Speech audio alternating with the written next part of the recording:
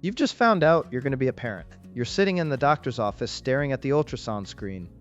Your heart is pounding. And the only question racing through your mind is whether it is a boy or a girl. Everyone tells you it's a 50-50 coin toss.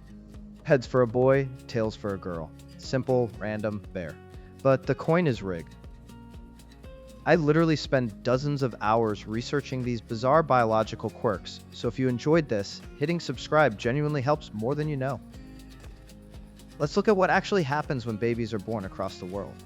For every 100 girls born, 106 boys are born. But 6 extra boys might not sound like much, but scale that across 8 billion people, and it adds up to 10 million extra boys every single year.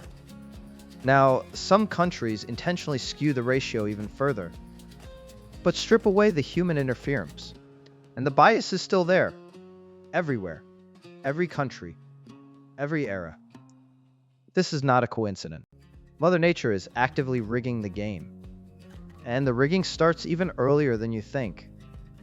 At the exact moment of conception, before any pregnancy test, before any ultrasound, for every 100 female embryos created, there are 150 males. That's a 50% surplus of boys at the starting line. So where do all those extra boys go? Why isn't the world overflowing with men? The answer is heartbreaking. Male embryos are fragile. From the very first weeks of pregnancy, they are more likely to be miscarried. Significantly more likely. Their cells divide faster, which sounds like an advantage, but it actually means more opportunities for something to go wrong. More mutations, more complications, more risk. And if a male fetus does survive the full 9 months, he is still more likely to be stillborn than a girl. But the danger doesn't end at birth. Baby boys suffer from more respiratory infections. They are hit harder by childhood diseases. As they grow up, they take far more physical risks.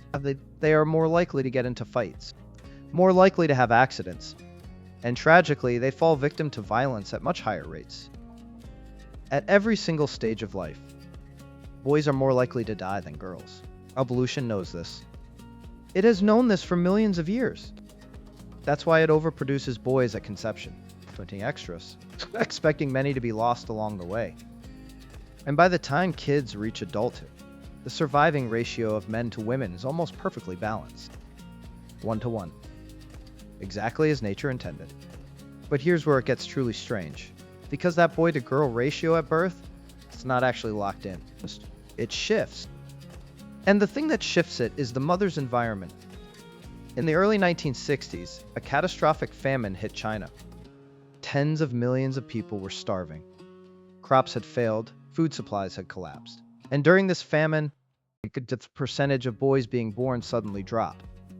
Mothers were giving birth to disproportionately more girls. And the moment the famine ended and food returned, the boy ratio snapped right back to normal. As if someone had flipped a switch. Now flip to the opposite extreme. Researchers studied the families of American billionaires. Men born into extreme wealth, father sons at a significantly higher rate than average. The female body is acting like a thermostat. Famine? Turn down the boys. Abundance? Crank up the boys. We've seen the exact same pattern in deer, in mice, and in primates. But why? The answer comes down to a ruthless evolutionary calculation. In biology, the entire point of your existence is to reproduce. To pass your genes to someone who will pass them on again. And from evolution's cold perspective, daughters are safe investments. A female mammal will almost always find a mate. Famine or feast, there's always a male willing to reproduce. Daughters are guaranteed returns. Sons, on the other hand, in the animal kingdom, males have to compete for mates. A strong, well-fed, dominant male, he might mate with dozens of females. Dozens of offspring, your genes spread everywhere.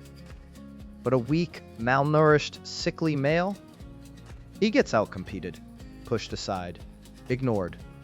0 offspring, your entire genetic line dead. So here's the cold math your body is running. Times are tough and food is scarce. A son born into that world will probably be weak. He probably won't compete. He probably won't reproduce. Wasted investment. But a daughter born into that same scarcity, she'll still find a mate. She'll still reproduce. Safe bet. Every time. Now flip it. If times are incredible, a son raised in pure abundance could become dominant. And his reproductive payoff could be enormous. That is why your body cranks up the boys when resources are good. So every single one of us is the result of millions of years of this brutal calculation. Your ancestors survived ice ages. They survived famine. They survived wars, plagues, and extinctions. And at every single generation, a mother's body ran the numbers. She calculated whether to bet on a boy or a girl. And she bet on you, whether you are male or female. The fact that you are alive right now means you won the longest, most ruthless lottery in the history of life on Earth. You beat the rigged coin. You were exactly what the world needed, at the exact moment you were born.